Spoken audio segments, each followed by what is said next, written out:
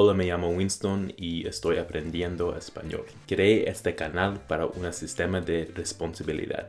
Hi guys, my name is Winston and I'm currently learning Spanish. I made this channel as a way to keep myself accountable. My journey in learning Spanish is something that second generation and even third generation people from Spanish speaking countries experience a lot of the time. Yes, I'm talking about being a no Sabo kid and not being able to speak Spanish even though your parents are Hispanic. Being from a family of Spanish speakers and never being able to pick up on that because you're assimilated to another culture or country that you're currently in. When you grow up not speaking Spanish or being a no Sabo kid, you're constantly made fun of, critiqued, and even looked down upon. Whenever you did try to speak Spanish, you would be laughed out of the room. Anything you say is going to be a critique. Hear things like you're not Spanish enough, you don't want to be Hispanic, or the one that hurt the most, you're not Dominican because you don't speak Spanish. I just want to give you a quick glimpse on how bad it was for me. I remember one time I was going to greet one of my tias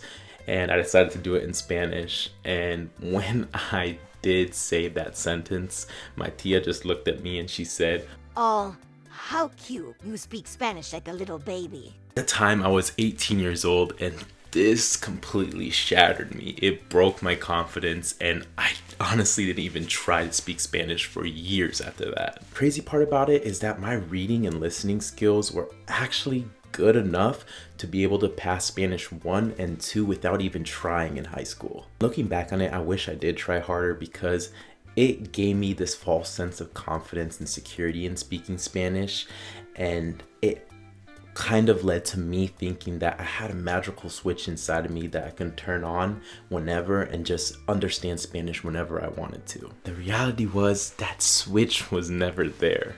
It doesn't work like that. You don't just learn Spanish by osmosis. You have to actually put an effort into learning. I never had a real need to speak the language because I grew up in the Midwest and everyone here speaks English. Additionally, when I did go to see my extended family in New York, they were bilingual and would only speak to me in English as well. You're probably thinking, what changed? Why didn't I just continue along down this path? Everyone in my circle speaks English. Why would I even try to learn Spanish? Well, the reason was because my girlfriend and I had always talked about going to South America to see her extended family since the start of our relationship. And on top of that, she is also in the same situation where her mother speaks Spanish and her extended family speaks Spanish, but she was never able to pick up on it as well. With this trip on the books and coming up, I decided to start watching YouTube videos, buying courses, buying books, and practicing Spanish whenever I can. Again, as the trip got closer, I began to fall off of my practicing and studying of Spanish, and I kind of got into that mindset where I thought, once I get there, I can flip that magical switch and just understand. Again, I made that same mistake. When I left the US and got to South America, I experienced culture shock. Not because I'm not used to other countries, growing up I went to Dominican Republic a few times and even some places in Central America. So I understand how going to a different country is going to be different. What really shocked me was how much of the Spanish language I was actually missing out on. All the Duolingo, all the books, YouTube videos, and courses did not prepare me for this. I did not practice real and practical conversations, things that would come up in real life and not these situational scenarios that they have in these books. I was so worried about random rules like how to conjugate for vosotros in Spain that I missed out on the essentials, such as learning how to call for a taxi or ordering my food even. Luckily for me, I had my cuñado there who is fluent in Spanish and they saved me throughout the trip. After a few days in South America, something changed in my head when I was observing my girlfriend's family and cuñado speak. I saw the way that they were moving their lips and how they pronunciated certain words and also how they linked together sentences. I started paying attention to their tonalities, the formalities of greetings. I simply started copying them. Every time they got into an Uber, I would notice they said buenos dias or buenas tardes, depending on the time of the day. Whenever we got out of the Uber, I would notice that they would say que tengo buen día. I was paying attention to these formalities and realized that language learning isn't just hoarding a bunch of words that you probably won't use on day-to-day conversations. It was more so linking together sentences and pleasantries in order to have a conversation. This information felt like a software update inside of my brain. I started seeing this vacation as my laboratory. For example, whenever we went to dinner, I would practice different ways of saying my orders and seeing if I still got an appropriate response or even the correct food. I started saying, me das un lomo saltado or quiero un plato de lomo saltado. Getting comfortable with easy phrases like that. Eventually, I started adding in what I learned on the trip and some stuff I remembered from Spanish too, such as que sería un plato de lomo saltado y para ella un plato de pollo macho. I got comfortable with these simple and basic situations that I often came across, but right when I thought I got the hang of it, another layer of complexity hit me. And that was having longer, more thought out conversations with my girlfriend's family who only speak Spanish. Again, my cuñado pulled through and translated for us a majority of the way. I was in the mood to see the extent of my dormant Spanish. As you can see, I look very Latino and I always got questioned if I spoke Spanish. Again, with my experiment, instead of saying yo hablo un poquito de español, I decided to start saying estoy aprendiendo español so they can give me more grace and patience as I try to think of what I'm gonna say next. And after that came the question, de donde eres? By this point in the trip, I had this phrase drilled into my head and I was ready. At the same time, I started letting go of thinking what to say and instead I just started saying things. Soy de Estados Unidos, pero mis padres nació en la República Dominicana. Mi madre es de Santo Domingo y mi padre es de Santiago. Instead of the critique or correction I usually got, I received the ay que bueno, me encanta la República Dominicana. For my fellow Dragon Ball Z fans, I felt like Vegeta going Super Saiyan for the first time.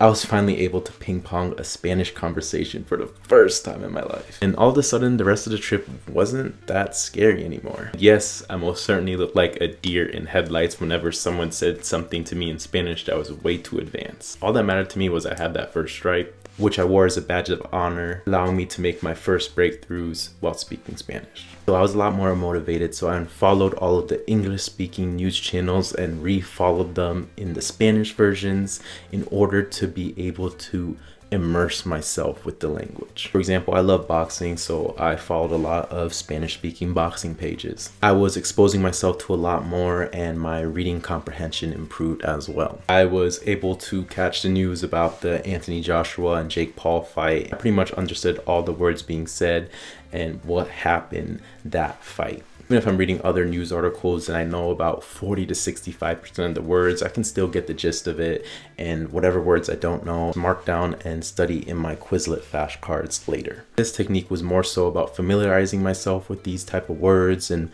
more informal type of conversation instead of the very formal textbook definitions. By this point, one of my favorite parts of the trip was being able to go out to lunch with my girlfriend's family and actually understanding what they're saying.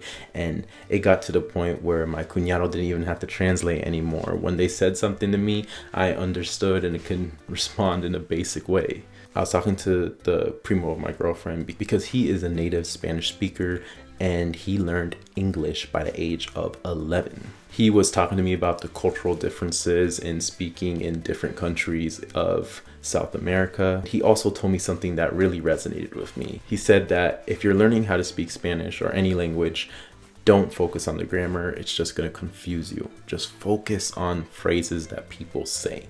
This went against everything that I was taught in school or saw in any YouTube video or courses. It made a lot of sense. Why would I need to learn Vosotros conjugations when my girlfriend's from South America and the Spanish my family speak is from Dominican Republic, where we don't even use that? So as you can tell by this video, I'm immersing myself in the Spanish speaking and language speaking community as a whole, and I am looking to continue to upskill my Spanish. I did take one of those fluency exams and I ended up on only an A2 level, which kind of bummed me out, but you know what? I'm really realistic where I'm at now and I know where to go.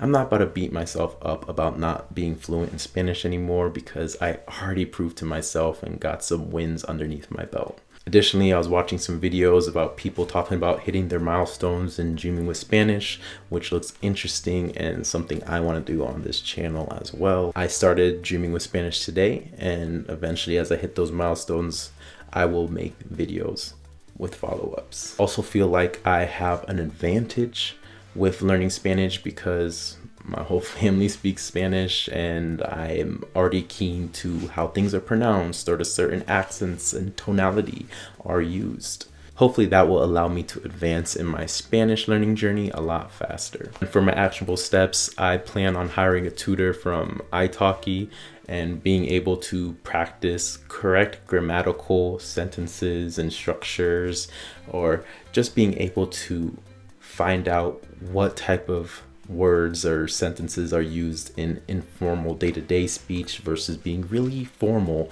as they are in textbooks. And if you speak Spanish and are looking for an English speaking practice partner, feel free to reach out. I can teach you all of the weird and cool slang that we use here in the States. Ya pues, gracias por ver mi video y nos vemos.